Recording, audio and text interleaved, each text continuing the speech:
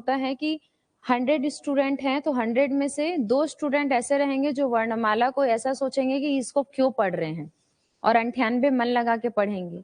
लेकिन वो जो 2 है ना, वो क्या कहानी है, एक मछली तालाब को गंदा कर देती है। उसका कहावत का मीनिंग कभी समझते हैं? उसका मीनिंग क्या होता है? उसका मीनिंग होता है विचारधारा में परिवर्तन आना। तो फिर वो जब विचारधारा में परिवर्तन आता है ना, तो जो हमारा इंटरेस्ट लेवल रहता है, जैसे अभी आप लोग उसको सीखना चाह रहे हो, वो सीखने का जो प्रक्रिया है ना, समाप्त हो जाएगा।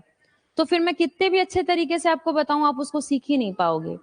तो उसका सबसे अच्छा तरीका है कि पहले हम अपने इंटरेस्ट लेवल, जैसे अभी आपने बोला मैम एक बार बताना करके, मैं एक बार नहीं, मैं 4 बार बताऊंगी, इस तरीके से पूछोगे तो ठीक है।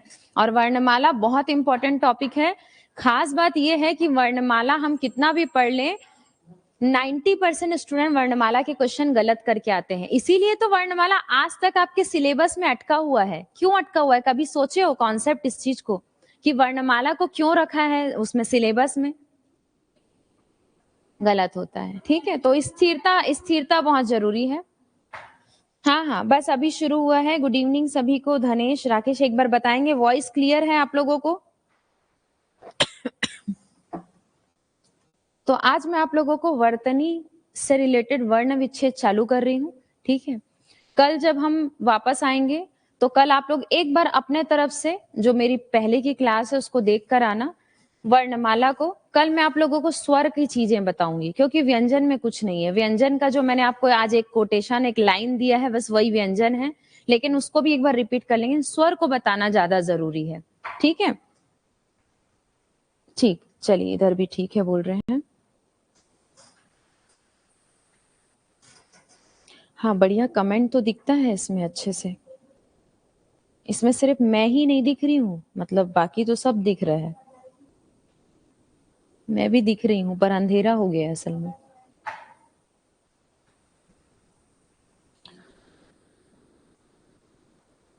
चलिए, तो अभी जो चीजें चल रही हैं, कल की क्लास में भी मैंने बोला था और आज भी बोल रही हूँ, आंदोलन जो चल रहे हैं, चीजें जो चल रही हैं, ठीक है। तो जब भी आपकी वैकेंसी आएगी जिस भी वक्त, तो पहले आप खुद से एक प्रश्न करो, क्या हम तैयार हैं पेपर के लिए? ठीक है। कितनी भी आवाज उठा लो, कितना भी चिल्ला लो, जब हम ऐसे खुद को टटोलेंगे तो हमको पता चलेगा कि अभी भी हमारे अंदर कुछ ना कुछ कमी बाकी है। तो कोशिश करते हैं। एक सब्जेक्ट की बात नहीं है, पहले मुझे ऐसा लगता था सामान्य हिंदी, पर आज की डेट में मोस्टली एग्जाम हिंदी की वजह से स्टूडेंट पास कर रहे हैं, और मोस्टली एग्जाम हिंदी की वजह से फेल कर रहे हैं। सही में ये सिचुएशन आ गई है। तो क्या है, मैं ये बोलूंगी, कल जो मैंने बोला था, एक विषय अगर आपका अच्छा हो, जैसे हिंदी में इंटरेस्ट है, हिंदी इजी लगता हो, बोल लो इजी, कोई दिक्कत नहीं है, तो आप उसमें इतने अच्छे से कमांड बना लो कि अगर 30 का आता है तो 30 में 30 बन जाए, 25 का आता है तो 25 में 25 बन जाए। फिर बाकी जो इधर उधर अदर सब्जेक्ट में नंबर होंगे, कोई दिक्कत नहीं है, ठीक है। तो कुल मिला के एक सब्जेक्ट में पकड़ बनाना बहुत इंपॉर्टेंट है। फिर उसके बाद आपको जो इजी लगता है उसके अकॉर्डिंग आप बनाते चलो, और सबसे आखिरी में आपको जो टफ लगता है उसको अटेंड करो, ठीक है। चलो, तो आज हम पहले कल का जो पार्ट अधूरा था, पंचमा अक्षर, उसको शुरू करते हैं।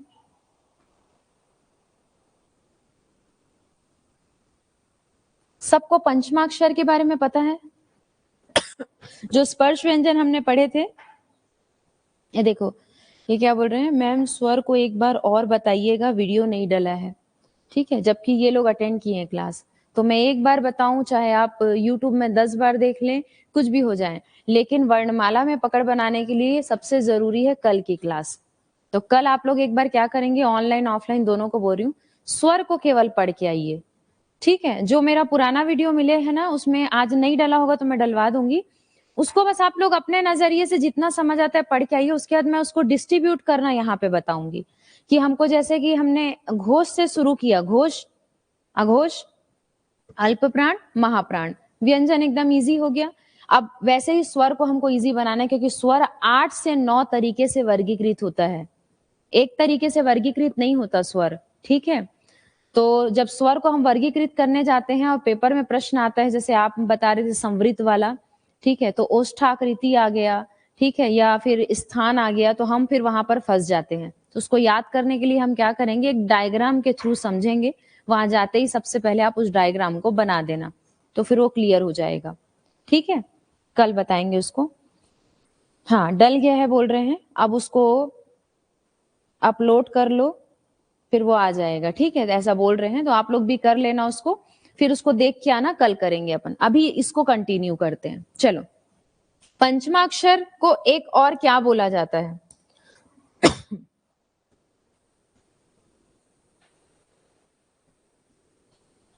क्या बोलते हैं? अनुस्वार। एक होता है आपका अयोगवाह। अयोगवाह में दो चीजें आती हैं, अनुस्वार और विसर्ग।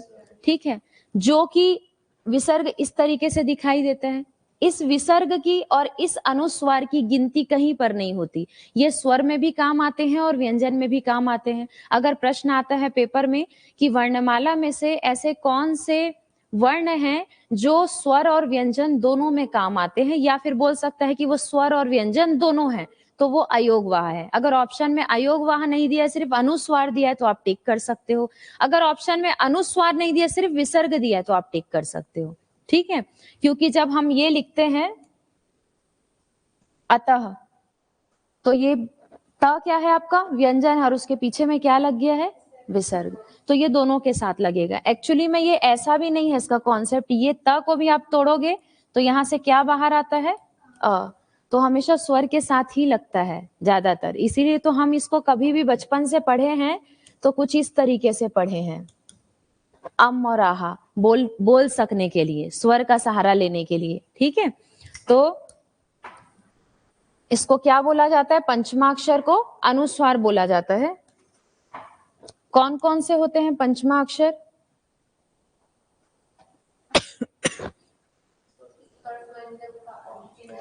सबसे पहले अनुस्वार व्यंजन या अनुस्वार वर्णों की संख्या कितनी होती है? संख्या कितनी होती है? 5। ये हमको क्लियर होना चाहिए। ठीक है, दूसरी चीजें, अब पहली अगर मैं संख्या की बात करूं तो सबसे पहले कौन सा वाला वर्ग का आता है? क वर्ग का। ठीक है, यहां पे मैं वर्ग लिख रही हूं, ये रहा वर्ग। ठीक है, क वर्ग का क्या आता है? अंगा। क्या आता है? अंगा। वैसे तो उसको बोला नहीं जा सकता, लेकिन फिर भी बचपन से जो सुन रहे हैं उसी को हम बोल रहे हैं। ठीक है, फिर उसके बाद कौन सा वर्ग आता है आपका? च वर्ग। फिर क्या आता है? ट वर्ग। फिर त वर्ग, और फिर प। अब इसके पंचमाक्षर में आते हैं। इसका पंचमाक्षर क्या कहलाता है? इया। इसका क्या कहलाता है? अणा। इसका क्या कहलाता है? बताओ। न। और इसका माँ। ये ना और माँ को भी पेपर में जाके गड़बड़ कर देते हैं। माँ को पहले कर देते हैं, ना को बाद में कर देते हैं, और इसमें कोई दिक्कत नहीं है क्योंकि प्रेशर में रहता है स्टूडेंट। ठीक है, तो आपको कैसे याद रखना है? जो माँ होती है, यानी माँ से ही घर होता है, और माँ नहीं तो कुछ भी नहीं, यानी शुरू भी माँ है और अंत भी माँ है। तो कभी भी ना में कंफ्यूज नहीं होना कि ना नीचे आएगा करके। ठीक है, हमेशा माँ पर ही क्या होता है? एंड होता है। क्या एंड होता है? स्पर्श व्यंजन। ठीक है, शुरू कहां से होता है? क से, और खत्म कहां पे होता है? म पे। ठीक है, क्लियर है?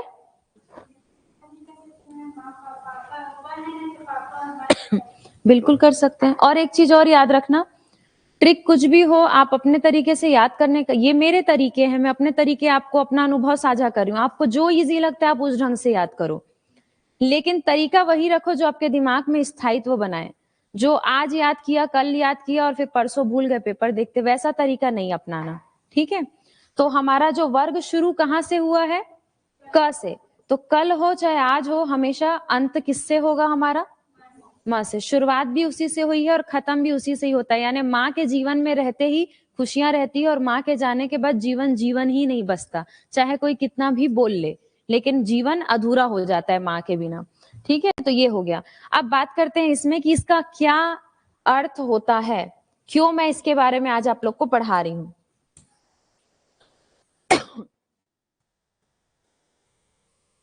अगर मैं यहां पर एक शब्द लेती हूं अंक, तो ये अंक कैसे लिखा जाएगा बताओ?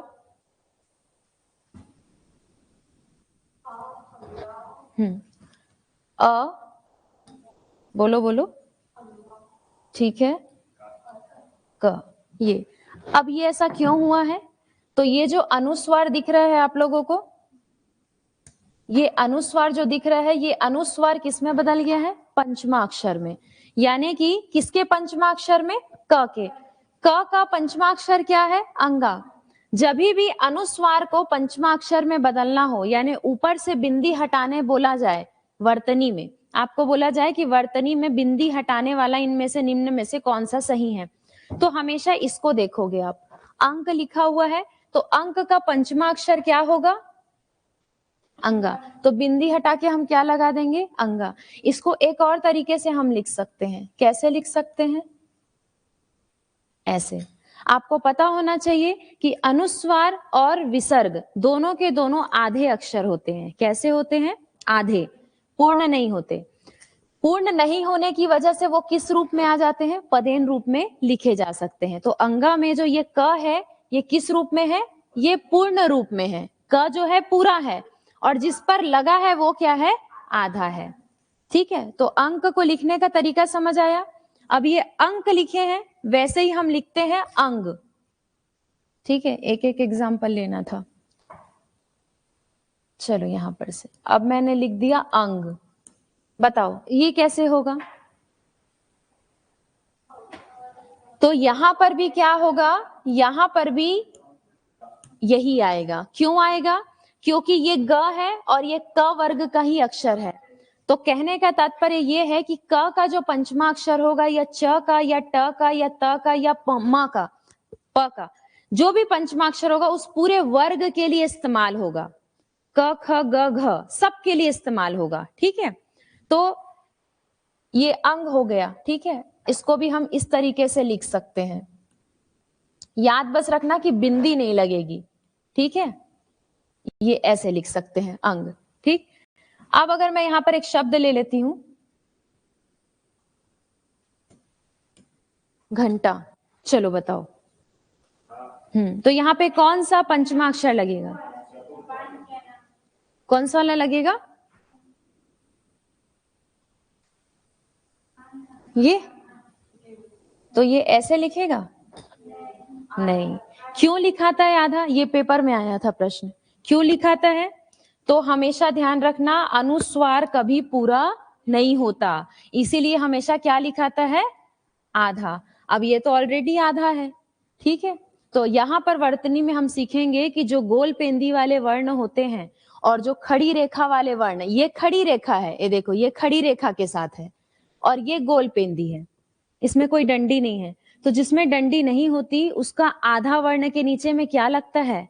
हल का चिन्ह लगता है। कौन सा चिन्ह लगता है? हल का चिन्ह लगता है। समझ आ रहा है?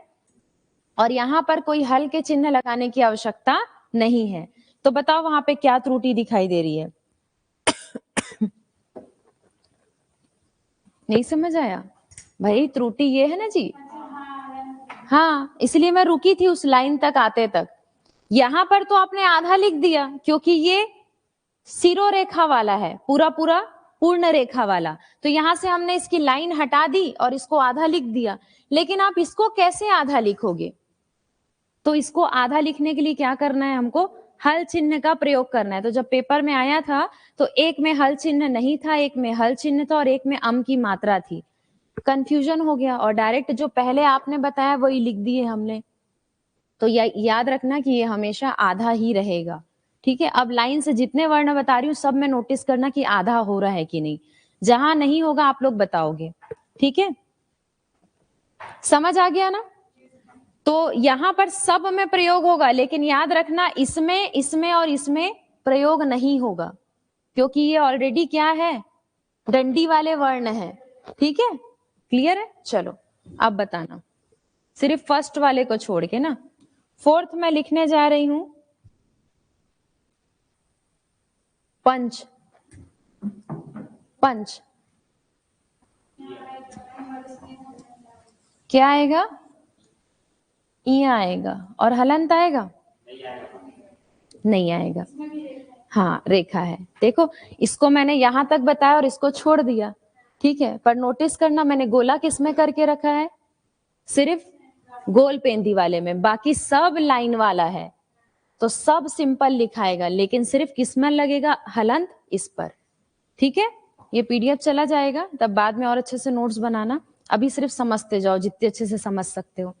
पंच, दोनों के ऊपर क्या है, बिंदी नहीं है, दोनों आधा है, नीचे हल लगाने की आवश्यकता नहीं है, नहीं है ना आवश्यकता। ठीक है, चलो अगले वर्ण के बारे में बताओ, मैं जो लिख रही हूं वो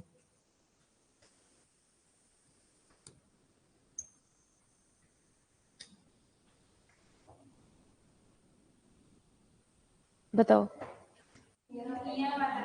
क्या आएगा? इया वाला। तो कोई हल चिन्ह लगेगा? मात्रा में कोई परिवर्तन होगा? कुछ नहीं, बस बिंदी हट जाएगा और क्या लग जाएगा यहाँ पे? इया। तो थोड़ा सा अजीब लगता है, इस वजह से हम लोग पेपर में गड़बड़ कर देते हैं, दिखने में हमको अजीब लगता है, आदत नहीं है ना वैसा देखने की। ठीक है, तो कोई परिवर्तन नहीं होगा, जब तक मैं ना बोलूं परिवर्तन नहीं करना। ठीक है, चलिए अब एक और बना लेते हैं 5वें नंबर का। ये मैंने लिखा कंठ। कैसे लिखाएगा कंठ? सीधा पहले क्या देखा करो, अनुस्वार, और अनुस्वार के का वर्ण कौन सा है? ठ। ठ है मतलब ट वर्ग है, ट वर्ग का पंचमा अक्षर मतलब अणा। तुरंत खुद को बोल बोल कर याद कराना सिखाओ। ठीक है, तो क्या हो जाएगा ये? ऐसे, कंठ। ठीक है, बिना देर किए।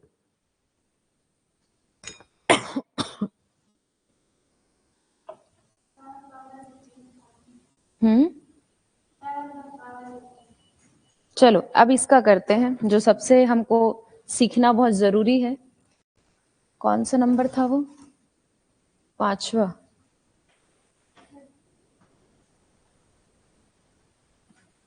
ये मैंने लिखा आपका फेवरेट हिंदी। चलो इसको पंचमा अक्षर के साथ हमको लिखना है पेपर में। कैसे लिखेंगे? आधा ना आएगा तो कैसे लिखेंगे आधा ना को? मतलब कि ऐसे लिखेंगे? ठीक लिखा है? कोई डाउट नहीं? तो जब पूछते हैं कि ये सही है कि ये सही है, तो दोनों रूप सही है बोला करो। ठीक है, ये पंचमा अक्षर युक्त हिंदी है और ये अनुस्वार युक्त हिंदी है। दोनों में क्या डिफरेंस है? कभी पूछा जाए आपसे, आप हिंदी पढ़ रहे हो या कहीं पर बात चल रही है, अगर पूछा जाएगा कि हिंदी में से दोनों में से कौन सा शुद्ध है, तो दोनों ही शुद्ध है। ये पंचमा अक्षर के साथ वाला हिंदी और ये अनुस्वार के साथ वाला हिंदी है। ठीक है, क्लियर है? वैसे ही एक शब्द और लिखा जाता है, पंथ। सबको अब पता चल जाएगा, पंथ। ठीक है, चलो अब एक उसका कर लेते हैं, प वर्ग का। अगर मैं यहां पर लिखूं एक वर्ण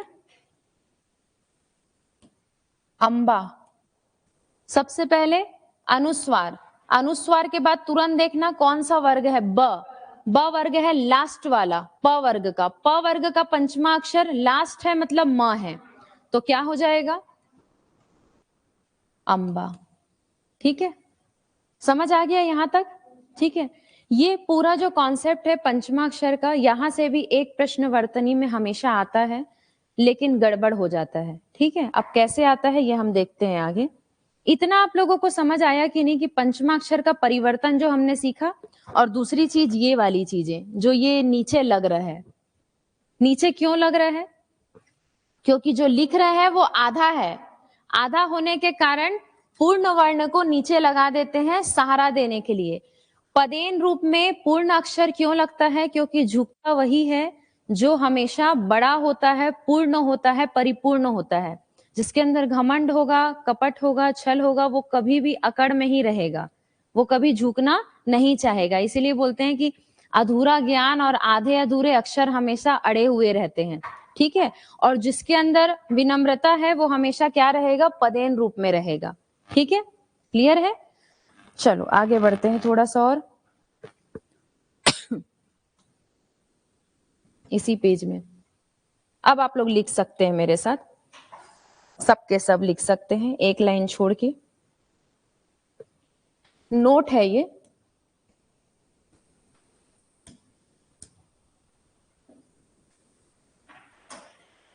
यदि, पहला नोट है, यदि दो पंचमा अक्षर, यदि दो पंचमा अक्षर एक साथ आए तो, एक साथ अपने मूल रूप में लिखो, अपने मूल रूप में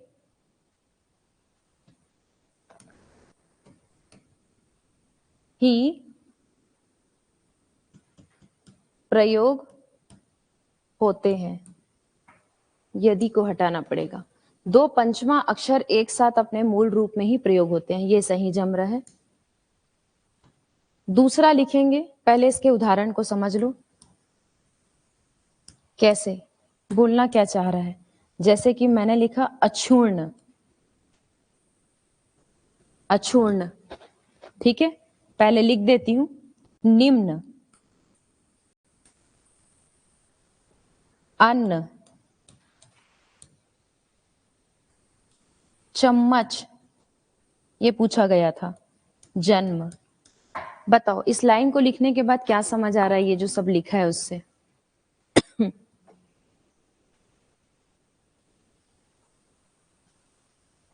एक बार आप कॉल करना राकेश जी, ठीक है, उसको पूछना कैसे कर रहे हैं, बफरिंग हो रहा है बोल रहे हैं तो, ठीक है, क्योंकि ऐप का जानकारी तो मेरे को भी नहीं है।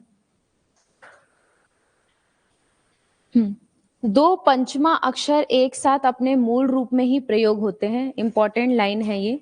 यहाँ पे कभी भी कोई पंचमा अक्षर परिवर्तन नहीं होगा। क्यों नहीं होगा?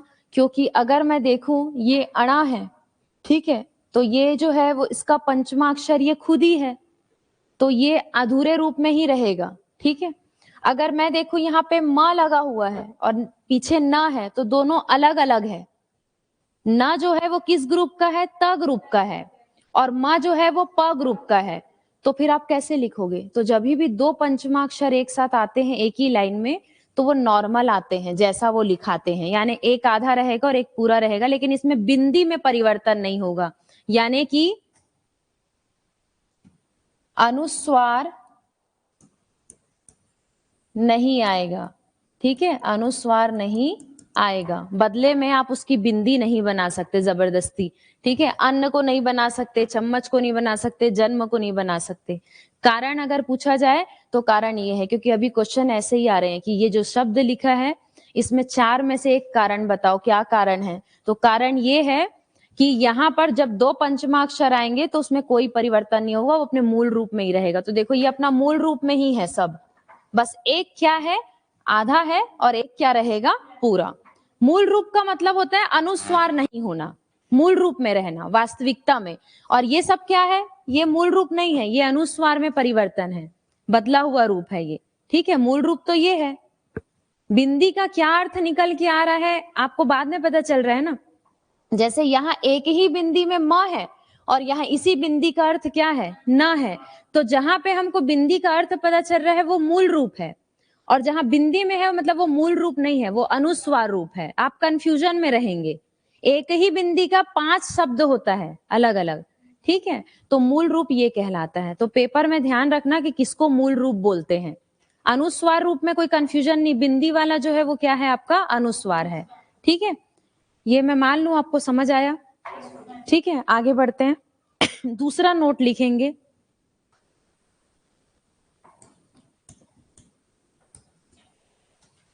नोट नंबर 2 डाल लो और नोट करिए मेरे साथ। जहां जहां सम उपसर्ग लगता है, उपसर्ग लगता है, वहां म के बदले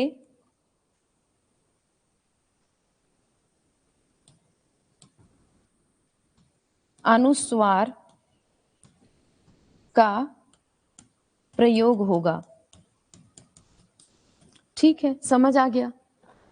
जहां उपसर्ग में सम रहेगा, उपसर्ग मतलब किसी भी शब्द के आगे अगर सम लगा है, ये आपको उपसर्ग में भी काम आएगा, ये आपको संधि में भी काम आएगा। ये सम वाला ट्रिक उपसर्ग बनाते समय भी काम आएगा, संधि में भी काम आएगा, वर्तनी में भी काम आएगा, ठीक है, विच्छेद में भी काम आएगा। तो जब सम उपसर्ग की बात हो रही है तो सम उपसर्ग लगता है, तो वहां पे कौन से वाले म की बिंदी बना रहे हैं? आधे म की। बाकी चीजें वैसी की वैसी रहेंगी। चलो बना के देखते हैं। हाँ, पूरा वाला माँ को कुछ नहीं करेंगे हम, आधे माँ को। देखो आधा माँ लिखा है ना, बदले किसका प्रयोग होगा? अनुस्वार का प्रयोग होगा। जैसे मैं यहाँ पे लिखती हूं, हाँ संपूर्ण लिख सकते हैं, सम धन पूर्ण कर लो। फिर दूसरा हम लिख लेते हैं यहाँ पे सम धन लाप कर लो, ठीक है। उसके बाद तीसरा बना लीजिए इसी में, सम धन, और क्या बना सकते हैं? ठीक, यम बना लो। चौथा बना लेते हैं सम धन वाद कर लो, ठीक है। पांचवा बना लो सम धन क्षय कर लो। चलो अब बनाते हैं शब्द। क्या करना है, इसको कोई चेंजेस नहीं होगा, कोई चेंजेस नहीं होगा। तो क्या हो जाएगा? संपूर्ण। ये क्या हो जाएगा? संलाप। ये क्या हो जाएगा? संयम, ठीक है। ये क्या हो जाएगा? संवाद। अब सबसे इंपॉर्टेंट क्वेश्चन मैं आप लोगों से पूछने वाली हूं, क्या समझ आया इससे? क्या समझ आया? बाकी पंचमा अक्षर और अनुस्वार और इसमें क्या अंतर दिख रहा है बताओ? ठीक है, अच्छा एक और चीज कर देती हूँ, चलो।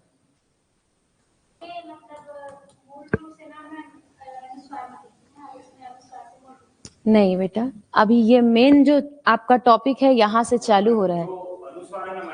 उसके जगह में वो चार माँ के अलावा बाकी चार नहीं आ सकता। नहीं, अभी भी मैं संतुष्ट नहीं हुई। अच्छा देखो, संपूर्ण ऐसे लिख सकते हैं कि नहीं? तो बाकी को मैं क्यों नहीं लिख सक रही हूँ? बाकी में मैं क्यों नहीं लिख सक रही हूँ? कॉन्सेप्ट को समझो, सीखना तो है, एक दिन में सीखे चाहे 2 दिन में सीखे। मैं इसको ऐसे क्यों नहीं लिख पा रही हूँ? मैं इसको ऐसे क्यों नहीं लिख पा रही हूँ? बताओ, दिमाग लगाओ थोड़ा सा। पढ़ना है तो थोड़ा दिमाग भी लगाना पड़ेगा। डंडा नहीं लगा है, और कुछ ढूंढो। देखो यहाँ पे क्या है? ल। ये क्या है? य, व, श, यानी अंतस्थ और ऊष्म आपके स्पर्श व्यंजन से हट गया, ठीक है। ध्यान से सुनना, अगर स्पर्श व्यंजन से हट जाता है, आपके स्पर्श व्यंजन से हट गया मतलब क वर्ग, च वर्ग, ट वर्ग, त वर्ग, प वर्ग सब हट गया। जब वर्ग ही हट गया तो पंचमाक्षर कहां से लाओगे? तो कहां आप इसमें जा रहे हो? एकदम सिंपल सी बात है ये तो। भाई ये तो तब काम आता, पंचमाक्षर तब काम आता जब हम वर्ग में होते। ये रखा अनुस्वार, उसके बाद में क्या लिखा है? प। प का पंचमाक्षर क्या होता है? म। ए देखो मैंने लिख दिया, लिख सकते हैं इसको। पर अच्छा हुआ आपने ये एग्जाम्पल दिया, नहीं तो अभी मैं समझाने में मेरे को डिफिकल्ट होता। अब यहाँ पे ल है, ल का पंचमाक्षर क्या है बताओ? नहीं है। य का पंचमाक्षर क्या है? नहीं है। व का, श का कोई पंचमाक्षर नहीं है। तो ध्यान रखना, इसके 2 कॉन्सेप्ट होते हैं। पहला कॉन्सेप्ट ये कि सम उपसर्ग यदि सामने लगा है तो म का परिवर्तन अनुस्वार में होगा। दूसरा कॉन्सेप्ट अगर हम ये भूल जाए तो स्पर्श व्यंजन से बाहर जाने के बाद कोई भी वर्ण आए वो हमेशा अनुस्वार में ही लिखाएगा, कभी आधे वर्ण में नहीं लिखाएगा, यानी अपने मूल रूप में नहीं आएगा। जैसे ये मूल रूप में आ गया, ये सब मूल रूप में नहीं आ सकता, समझ गए? ये अनुस्वार रूप में ही रहेगा, ठीक है। समझ आया? ठीक, आगे बढ़ते हैं। देखो क्या क्या बता रहे, बाप रे। पेंदी खड़ी के कारण होगा, कुछ के कारण नहीं है। समझ आ गया ना किसके कारण है? भाई ये वर्ग से ही बाहर हो गए। जब वर्ग ही नहीं रहा तो पंचमाक्षर कहां से लगाएंगे आप? ठीक है, तो दिमाग को स्थिर होकर हमको देखना है। एक एक शब्द को बनाते समय, एक एक क्वेश्चन को अटेम्प्ट करते समय हमको इन सब चीजों का ध्यान रखना बहुत जरूरी है, ठीक है। संधि में भी ये काम आएगा आपको, ठीक है। चलो आगे बढ़ते हैं थोड़ा सा और। बस सिंपल सा कॉन्सेप्ट भाई, पंचमाक्षर किसके ग्रुप का सदस्य है? वो कहां पर? स्पर्श व्यंजन। तो भाई उसके अगर बाहर में अगर आप उसको दूसरे परिवार के साथ उसको अंतस्थ के साथ मिलाने का प्रयास करोगे, उसको ऊष्म के साथ मिलाने का प्रयास करोगे तो थोड़ी ना मिलेगा वो। परिवार तो परिवार के साथ ही रहता है ना, आप कितनी भी दोस्ती यारी कर लो, दूसरे लोग थोड़ी ना अपनाते हैं। वो बोलने की बात है, पर अपनाते तो नहीं है, तो ये कैसे अपनाएगा वर्णमाला? ठीक है? तो एकदम सिंपल कॉन्सेप्ट में याद रखना है हमको, स्पर्श व्यंजन के बाहर अगर अनुस्वार आता है तो वह अपने मूल रूप में नहीं आ सकता। ऐसा मैं बार-बार इसलिए बोल रही हूँ क्योंकि क्वेश्चन अभी जो आया है वो ऐसा ही आ रहा है। ठीक है? ठीक है, चलो। क्लास का टाइम हो गया है, आज बहुत कम पढ़े हैं लेकिन बहुत इम्पोर्टेंट पढ़े हैं। इस चीज़ को भूलना नहीं है, ये आपको 3 जगह पे काम आएगा। कल आप लोग एक बार स्वर को पूरा पढ़ के आना, कल थोड़ा-सा स्वर का कॉन्सेप्ट क्लियर करने के बाद वर्ण वाला कॉन्सेप्ट फिर आगे बढ़ेगा। ठीक है? क्लियर है? चलिए। किसकी क्लास है अभी? साहू सर की।